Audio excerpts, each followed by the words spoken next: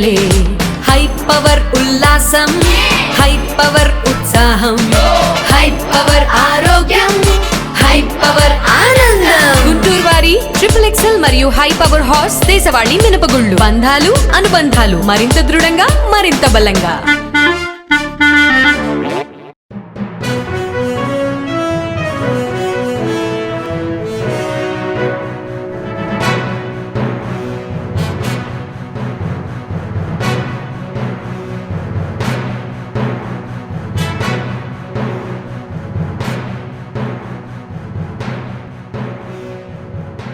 నమస్కారం, welcome to NXT G news. ఈనాటి వార్తలు. ముఖ్యమంత్రి చంద్రబాబు సోమవారం తన స్వగ్రామమైన తిరుపతి జిల్లా చంద్రగిరి మండలంలో నారావారిపల్లెలో బిజీగా గడిపారు. ఓవైపు కుటుంబ సభ్యులతో కలిసి సంక్రాంతి సంబరాల్లో పాల్గొంటూనే మరోవైపు సొంతూరు అభివృద్ధి పనులు శంకుస్థాపనలు చేశారు. పండుగ సందర్భంగా చంద్రబాబు, లోకేష్ దంపతులు గ్రామంలో మహిళలకు, పిల్లలకు ఏర్పాటు చేసిన పలు రకాల పోటీలను తిలకించి విజేతలకు బహుమతులు అందజేశారు. గతేడాది సోదరుడు రామ్మూర్తి నాయుడు మృతితో ఈ పర్యాయం సంక్రాంతికి చంద్రబాబు కుటుంబం స్వగ్రామానికి వస్తుందో రాదో అని అందరూ అనుకున్నారు. అయితే పండుగ జరుపుకోకపోయినా ఆనవాయితీ ప్రకారం వచ్చారు.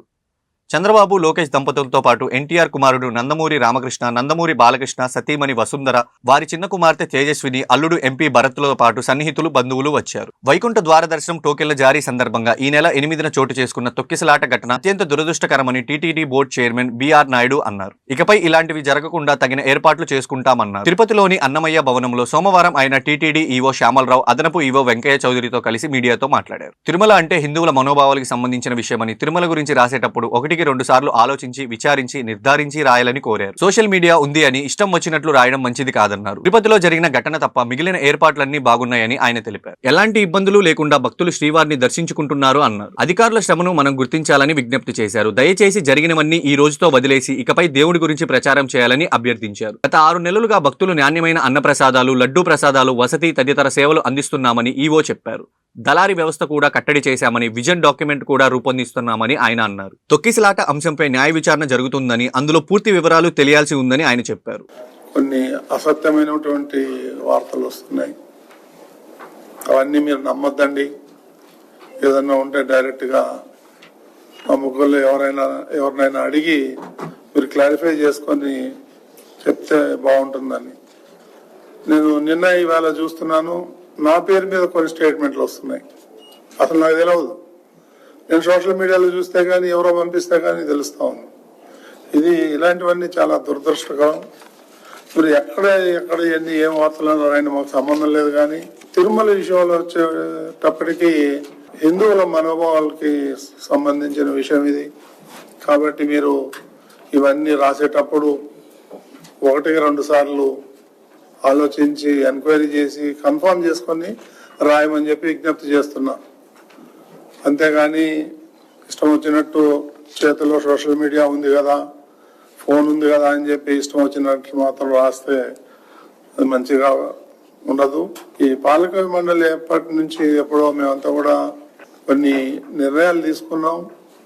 ఆ నిర్ణయాల్లో ఏమన్నా 4-5 అమలు చేయటం లేదన్నా టెక్నికల్ ఇష్యూ వచ్చి జాప్యం జరిగిందే కానీ, అంతేగాని మా మధ్యన ఏదో వివాదాలు ఉన్నాయి, అవి ఉన్నాయి, ఇవన్నీ అన్ని కథలల్లేసి ఇలా చేయటం కూడా కరెక్ట్ కాదు.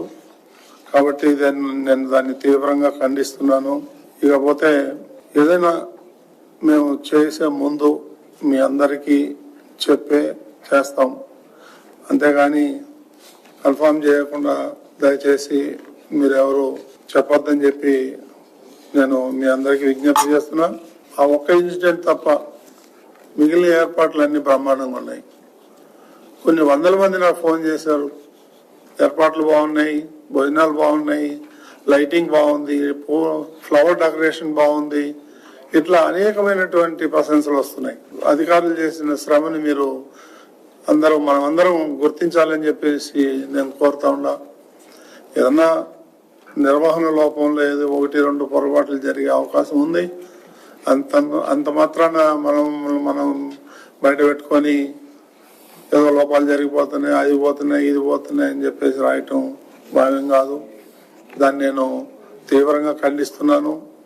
ఏదైనా ఉంటే నన్ను డైరెక్ట్గా వచ్చి నా దగ్గరికి, నేను ఇక్కడే ఉంటున్నాను కాబట్టి నాతో కన్ఫర్మ్ చేసుకొని రాస్తే బాగుంటుందని చెప్పేసి నేను మనవి చేస్తున్నా.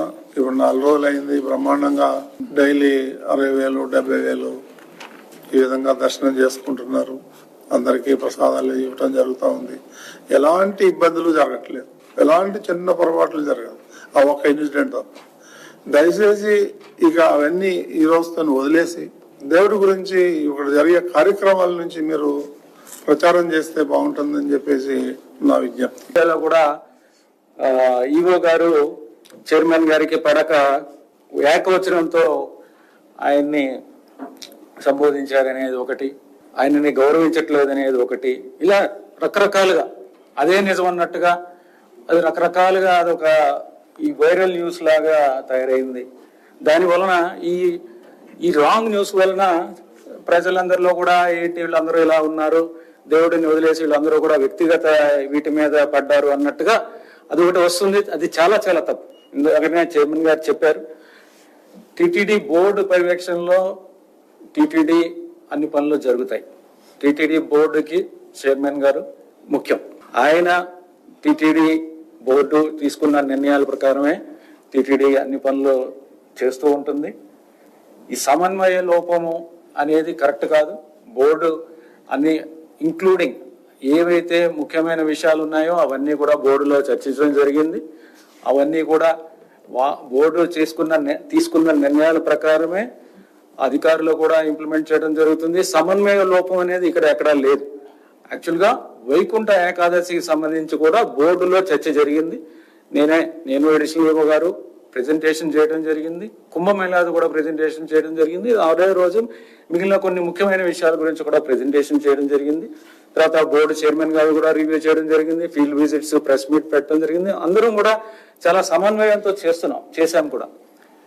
కాకపోతే ఆ రోజు మీకు తెలిసిందే, ఇప్పుడు కొంత సోషల్ మీడియాలో కూడా ఇది తిరుమలలో జరిగింది అనేది వస్తుంది. కానీ ఇది జరిగింది తిరుపతిలో ఒక స్కూల్లో జరిగిన గోదావరి జిల్లాలు అంటేనే ఆధ్యాత్మికానికి పెట్టింది పేరు. కొత్త అల్లుడు వస్తే ఆ సందడే వేరు. తూర్పు గోదావరి జిల్లాతో కలిసి ఉండే కేంద్ర పాలిత ప్రాంతం యానంలో సోమవారం అల్లుడికి అత్తారింటి వారు 470 రకాల వంటలతో మెగా విందు ఏర్పాటు చేశారు. యానం వర్తక సంఘం గౌరవ అధ్యక్షుడు మాజేటి సత్యభాస్ వెంకటేశ్వరి దంపతులు ద్వితీయ కుమార్తె హరిణ్యకు గత ఏడాది విజయవాడకు చెందిన పారిశ్రామికవేత్త సాకేత్తో వివాహం జరిపించారు.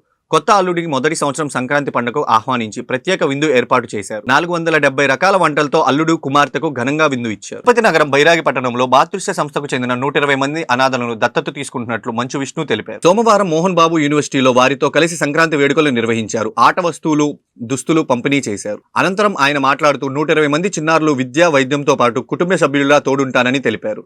కుడి చేతితో సాయం చేస్తే ఎడమ చేతికి తెలియకుండా ఉంటుందని, కానీ తాను చేసిన పనిని మరొకరు ఆదర్శంగా తీసుకోవాలని ఆయన ఆశించారు. మంచి హృదయంతో మాతృశ్య నిర్వాహకులు శ్రీదేవి అనాథలను ఆదరిస్తున్నారని కొనియాడారు. సంస్థకు పెద్దన్నగా తోడుంటానని, వారంతా తమ కుటుంబ సభ్యులేనని, వారు పండుగ చేసుకోవడం సంతోషంగా ఉంది అని అన్నారు. అందరికీ నమస్కారం. భోగి, సంక్రాంతి, కనుమ అందరూ బ్రహ్మాండంగా కుటుంబ సభ్యులతో చేసుకోవాలని మనస్ఫూర్తిగా కోరుకుంటున్నాను. నేను జనరల్గా కుడి చేయి చేసిన దానం ఎడం చేయికి తెలియకూడదు అంటాను. కానీ ఈ సంక్రాంతికి నేను చేస్తున్న ఒక చిన్న పని నేను చెప్పాలనుకుంటున్నాను. ఎందుకంటే దీన్ని విని ఇంకా కొంతమంది ఇన్స్పైర్ అయి పక్కనున్న వాళ్ళకి సహాయం చేస్తారన్న ఉద్దేశం చెప్తున్నాను. నేను ఒకసారి తిరుపతి నుంచి, అందరికీ తెలిసిందే తిరుపతిలో మోహన్ బాబు యూనివర్సిటీ ఉంది, నేను చూసుకుంటూ ఉంటాను. నేను ఇక్కడి నుంచి ఒకరోజు హైదరాబాద్కు వెళ్తున్నప్పుడు శ్రీదేవి గారు మాతృశ్య ఫౌండేషన్ ఆర్ఫనేజ్ నుంచి అండ్ ఓల్డేజ్ హోమ్ నుంచి నన్ను ఫ్లైట్లో కలిశారు. సార్ మీరు తిరుపతే కదా, ఒకసారి ఎప్పుడైనా రండి అన్నారు. ఆవిడకి నిజంగానే చాలా హ్యాట్స్ ఆఫ్. ఆవిడ ఏ స్వలాభం లేకుండా ఆవిడ కేవలం ఆవిడ మంచి హృదయంతో ఆవిడ దాదాపు 120 పైన పిల్లల్ని, అనాథ పిల్లల్ని, ఆర్ఫన్స్ని ఆవిడ చూసుకుంటూ ఉన్నారు. నేను ఒక సంవత్సరంన్నర ముందు వాళ్ళ దగ్గరకు వెళ్ళడం జరిగింది. వెళ్ళి ఆ ఉన్న పిల్లలందరినీ నేను దత్తత తీసుకుంటానని ఆ పిల్లలందరినీ దత్తత తీసుకున్నాను. వాళ్ళకి అప్పుడప్పుడు కొత్త బట్టలు పంపిస్తాం. అలాగే వాళ్ళ ఎడ్యుకేషన్ అంతా నేనే చూసుకుంటాను. వాళ్ళకి మొత్తం ఎడ్యుకేషన్కి అయ్యే ఖర్చు అంతా నేనే చూసుకుంటాను. పండగలప్పుడు పిలిచి వాళ్ళతో నేను గడపాలన్న ఉద్దేశంతో నేను ఈ సంక్రాంతికి కూడా వాళ్ళు నా కుటుంబ సభ్యులే. వాళ్ళకు ఒక అన్నగా, ఇంటి పెద్దగా నేను ఇక్కడ వాళ్ళతో జరుపుకున్నాను. నా కుటుంబంతో ఎలా జరుపుకుంటానో వాళ్ళతోనూ జరుపుకున్నాను. ఫస్ట్ అండ్ ఫార్మోస్ట్ ఆవిడకి చాలా థ్యాంక్స్ చెప్పాలి. ఆవిడకి దేవుడు ఇంకా కొంచెం ధైర్యం ఇచ్చి బలం ఇచ్చి ఇంకా ఎంతో మందికి సేవ చేయాలని మనస్ఫూర్తిగా కోరుకుంటున్నాను. ఈ పండగ నుంచి ఎవరైనా ఇష్టపడితే దయచేసి మీ దగ్గర ఉన్న వాళ్ళని ఇలాగే మీరు దత్తత తీసుకోండి. పుట్టినరోజున అనవసరమైన ఖర్చులు చాలా ఉంటాయి, ఎప్పుడైనా చేసుకోవచ్చు. కానీ ఇలాంటి అవసరం ఉన్న వాళ్ళకి ఇస్తే దేవుడు మనల్ని చల్లగా చూస్తారు. మనం పే ఇట్ ఫార్వర్డ్. దేవుడు నాకు ఈ అవకాశం ఇచ్చాడు, నేను చేయగలుగుతున్నాను, నేను చేస్తున్నాను.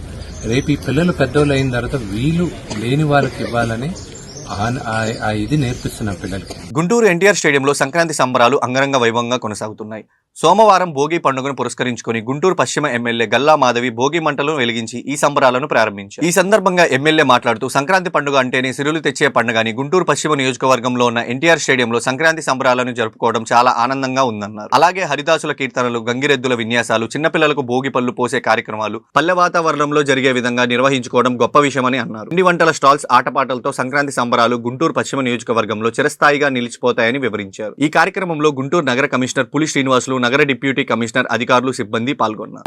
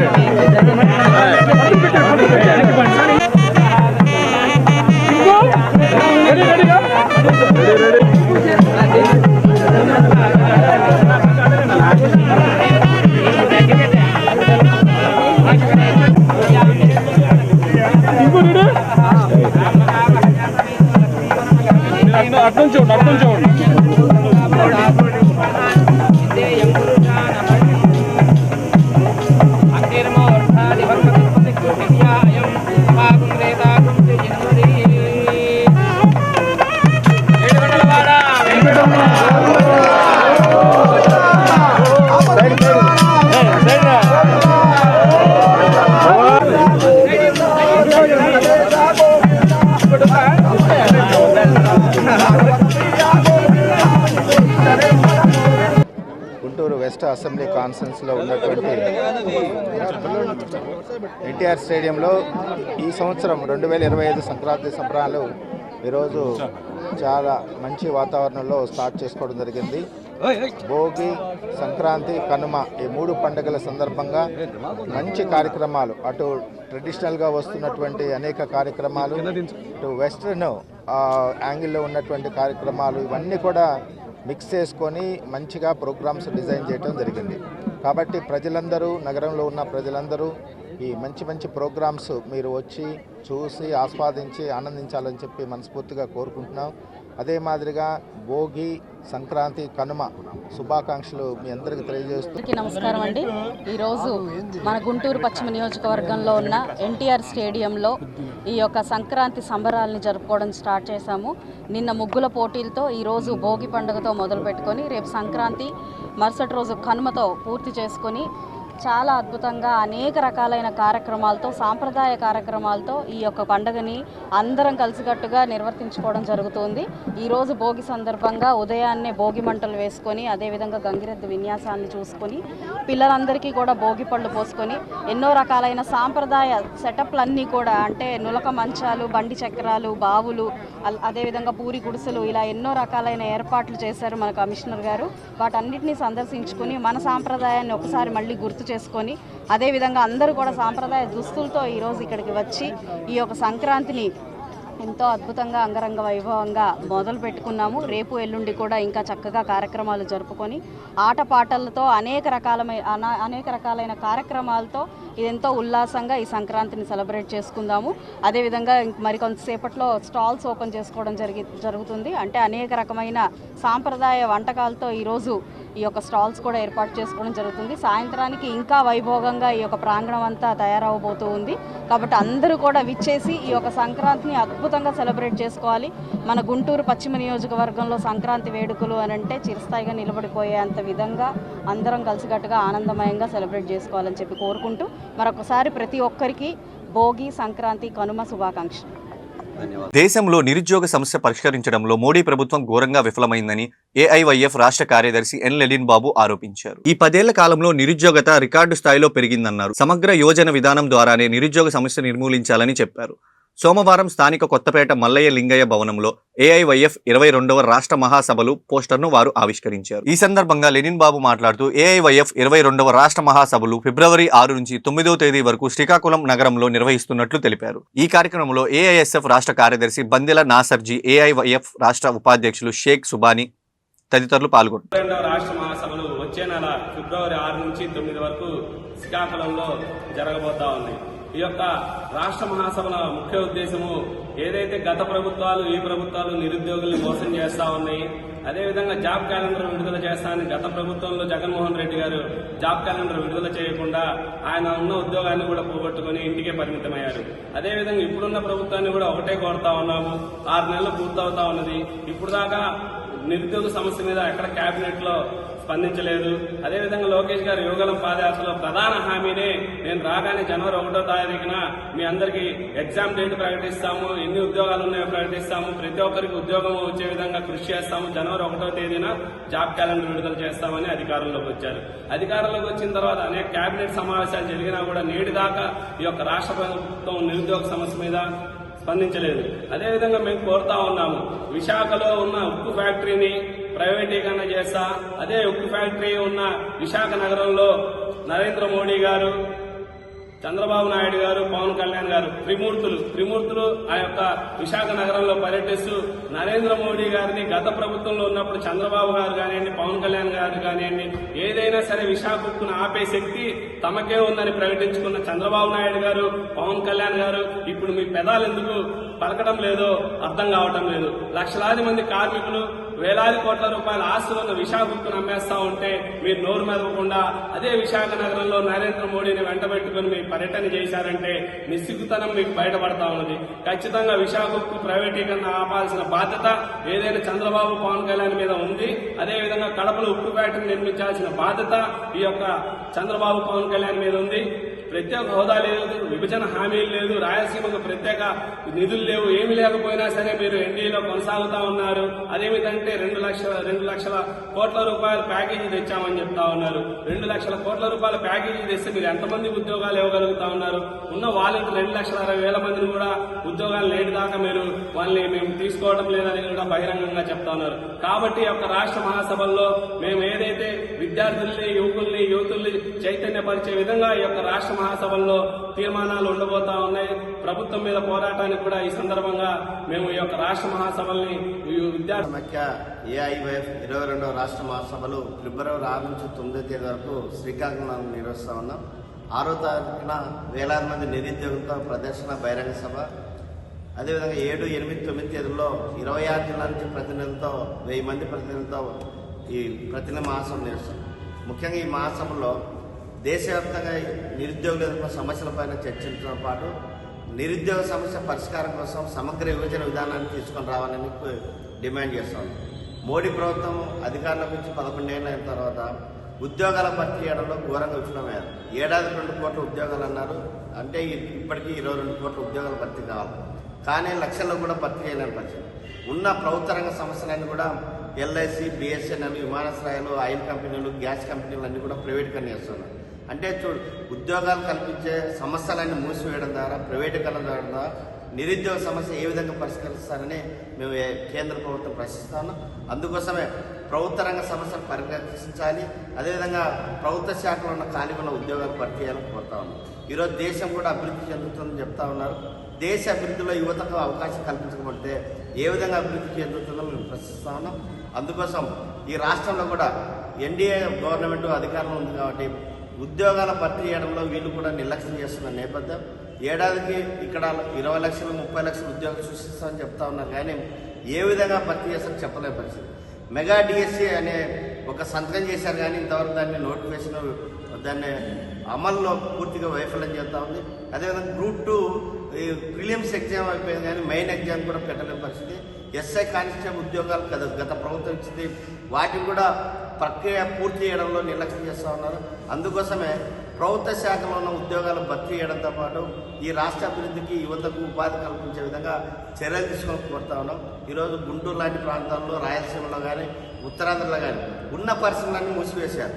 గుంటూరులో జూట్ మిల్లు కానీ, రాయలసీమలో పేపర్ మిల్లులు, అదేవిధంగా చక్కెర ఫ్యాక్టరీలు అన్నీ మూసివేయడం ద్వారా ఉన్న పరిశ్రమలు మూతపడడంతో నిరుద్యోగం పెరిగిపోతున్న నేపథ్యం. అందుకోసమే కొత్తగా నూతన పరిశ్రమలు ఏర్పాటు చేసి స్థానిక ఉన్నటువంటి యువతకు ఉపాధి కల్పించాల్సిందిగా డిమాండ్ చేస్తాను. ఈరోజు రాష్ట్ర రాజధాని అమరావతిని ఫ్రీ జోన్ చేయాలని కోరుతాను. ఎందుకంటే గతంలో హైదరాబాద్ ఫ్రీ జోన్ ఉండడం ద్వారా అన్ని రకాల ఉద్యోగాలు అప్పుడు ఉన్నటువంటి 23 జిల్లాల వాళ్ళకు వచ్చాయి. ఇప్పుడు అమరావతి ఫ్రీ జోన్ చేయడం ద్వారా 26 జిల్లాల నుండి నిరుద్యోగులకు అక్కడ భర్తీ చేసే ఉద్యోగాల అవకాశాలు ఉంటాయి. కాబట్టి అమరావతి ఫ్రీ జోన్ చేయాలి. ప్రైవేట్ రంగంలో కూడా రిజర్వేషన్ కాలం కోరుతాం. ప్రభుత్వ రంగం రోజు రోజు నిర్వీర్యమవుతుంది. ప్రైవేటీకరణ పెరుగుతున్న నేపథ్యంలో రిజర్వేషన్ కల్పించడం ద్వారా పేద బలహీన వర్గాల నిరుద్యోగులకు అవకాశాన్ని కోరుతాం. ఈ అంశాలపైన చర్చించడం పాటు భవిష్యత్తు ఉద్యమ కార్యక్రమం. రతనపల్లి రూరల్ మండలం దీపాలదిన్నెపాలెంలో నూతనంగా ఏర్పాటు చేసిన ఉమ్మడి ఆంధ్రప్రదేశ్ మాజీ ముఖ్యమంత్రి డాక్టర్ నందమూరి తారక రామారావు విగ్రహాన్ని నర్సరావుపేట ఎంపీ శ్రీకృష్ణదేవరాయలు, స్థానిక ఎమ్మెల్యే కన్నా లక్ష్మీనారాయణ సోమవారం ఆవిష్కరించారు. ఈ సందర్భంగా ఆయన మాట్లాడుతూ తెలుగుదేశం పార్టీ ఆవిర్భావానికి గల కారణాలు, ఎన్టీఆర్ జీవితం గురించి మరియు ఎన్టీఆర్ లక్ష్యాలను ఈ సందర్భంగా వారు వివరించారు. అప్పటిదాకా ఏ రాష్ట్రం లేదు, ఇక్కడ చేశారు, ఆంధ్ర రాష్ట్రంలో చేశారు, ఇప్పుడు దేశం మొత్తం కూడా చేస్తూ ఉన్నారు. ఇటువంటివన్నీ కూడా దగ్గరికి వెళ్ళి సమాజాన్ని దగ్గరగా చూసినప్పుడు చాలా ఏదో మిగతా పెట్టుకోకుండా చాలా క్లియర్గా, చాలా వాళ్ళందరికీ కూడా సామాన్యమైన ప్రజలకి దగ్గరయ్యి ఆలోచించినప్పుడు వాళ్ళు చెప్పింది మనం విన్నప్పుడే అటువంటి ఐడియాస్ అన్నీ వస్తాయి. అటువంటి విధంగానే ఆయన ముందుకు వెళ్ళారు రాజకీయంగా కూడా. అయితే ఈరోజు విగ్రహం అందరూ ఓపెన్ చేశారు, బాగానే ఉంది. ఈరోజు గ్రామంలో మంచిది. ఈ వార్తలు ఇంతటితో సమాప్తం. తిరిగి మరో బులెటిన్లో మళ్ళీ కలుద్దాం. నమస్కారం.